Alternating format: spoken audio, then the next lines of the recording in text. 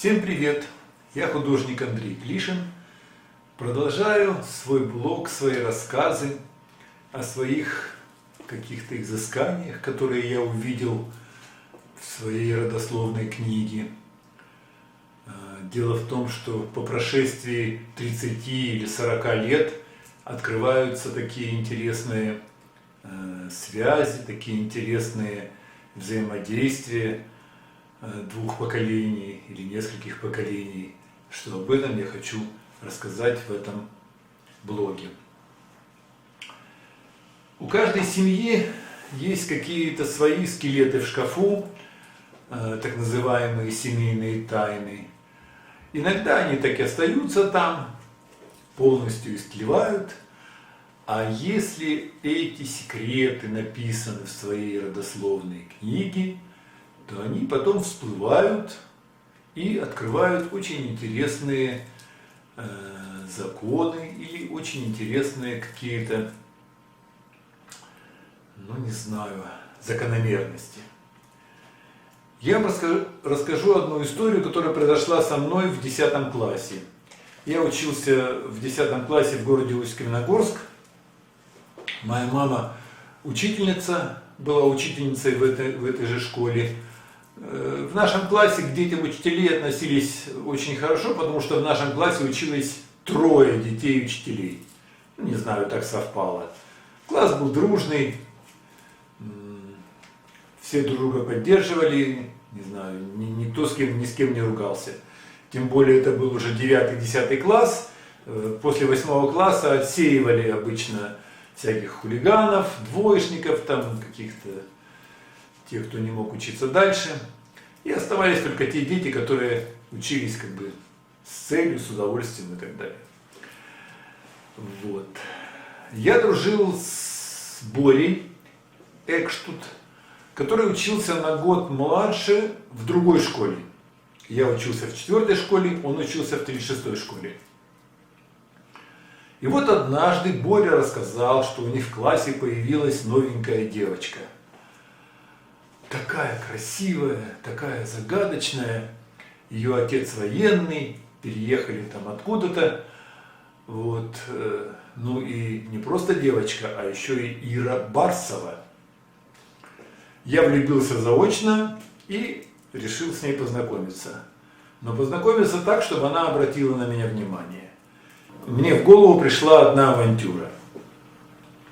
Я занимался парашютным спортом в 9 классе, пока у нас не разбился парашютист. И брал часто характеристику из школы, табель, там всякие документы. И в этот раз я пришел и попросил у секретаря, а меня там все знали, характеристику и табель. Она сказала: сам напишешь, дала мне бланк с печатью, табель, по-моему, тоже с печатью, бланк. Я взял у своего другого товарища свидетельство о рождении, Вова Маликов, и написал на себя характеристику, заполнил себе табель и пришел к директору этой 36-й школы для того, чтобы устроиться в школу учиться. Я в своем этом табеле и в характеристике, в печати к 4 номера школы пририсовал нолик. И получилась школа номер 40. На счастье, в городе Усть-Каменогорске была и школа номер 40. Вот, директор объяснил, что вот наша семья переехала, потом вернулась, вот мне нужно где-то учиться, можно я поучусь у вас, у меня тут знакомая есть. Директор согласился, и я попал в 9 А класс 36-й школы, там, где учился мой товарищ Боря Экштут. Вот. Получилось, что я в первую смену учусь в 10 классе в своей школе, во вторую смену хожу в 9 класс в другую школу под именем Володя Маликов. Долго я так не смог учиться, потому что 4 урока там, ой, сколько, 8, не помню, сколько уроков много, там, потом там. Короче говоря, мне это надоело, начал пропускать занятия. Учительница, классный руководитель пошла ко мне домой, адрес оказался вымышленным. Короче говоря, эта авантюра вскрылась. Когда директор 36-й школы узнал такой факт, а он был до этого начальником какой-то детской колонии, поэтому такой закаленный педагог. Короче говоря, мне пришлось все рассказать. Он вызвал директора нашей 4-й школы, мою маму. Вот. Мама очень расстроилась и только плакала. Ничего особо мне не говорила, только плакала. Ну, короче говоря, так потихонечку все это дело замялось. Я, конечно, стал популярным. Меня прозвали Штирлиц. Как раз шел сериал в это время знаменитый. С девочкой этот произвел на нее впечатление, начал с ней встречаться. Но ничего толком не получилось. Мы потом расстались. Но вот такая история, казалось бы, просто так, раз и все. Но когда я прочитал родословную книгу, тот момент, где моя мама пишет о себе, я вдруг увидел точно такой же факт, совершенно подобный. Примерно в этом же возрасте, 16 лет, моя мама, а ее назвали при рождении Прасковья. Прасковья Андреевна Горшунова. И вот моя мама уже собиралась быть учительницей.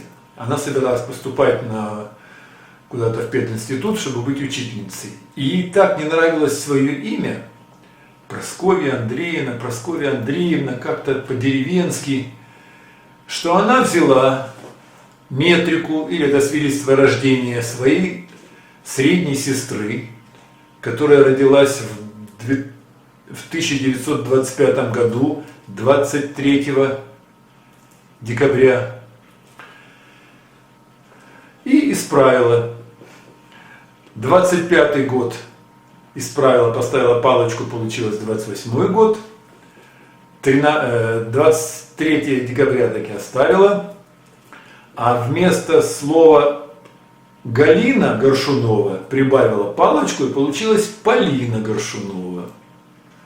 Все у нее это получилось, она получила паспорт на Полину Андреевну Горшунову. Ну, единственное, только дата рождения у нее была не 13 октября, как она родилась на самом деле, а 23 декабря. Вот такой странный факт. И тут, и там. Но разве это не есть какое-то двуединство? Разве это не есть какое-то вот, ну не знаю, как будто бы кто-то живет и в моей маме, и во мне, и вот как-то вот так руководит нашими поступками. Мне это показалось очень странным и интересным. Вот эта моя картина, кстати, тоже нарисовал ее случайно. Я назвал ее «Дуализм». Два лица, составляющих как бы одно целое. Конечно, это фигуративный образ. Это образ того, что в нас еще живет кто-то другой, а может быть и даже не один. То ли наши предки, то ли наши какие-то другие реинкарнации, то ли наши другие я из других измерений. Но я чувствую, что каждый человек, он все-таки не один. Он какой-то множественный. Мне так заинтересовала эта тема, что я потом продолжил и нарисовал серию картин дуализма. Как раз, вот я когда эту картину закончил, через некоторое время началась полномасштабная война, и уже у меня эти мои дуализмы начали выражать более такие состояния, переживающие войну, состояние страха, состояние тревожности. Вот. Ну вот такая вот история произошла со мной, и я ее увидел потом в своем произведении. Прошу любить и жаловать. Дуализмы.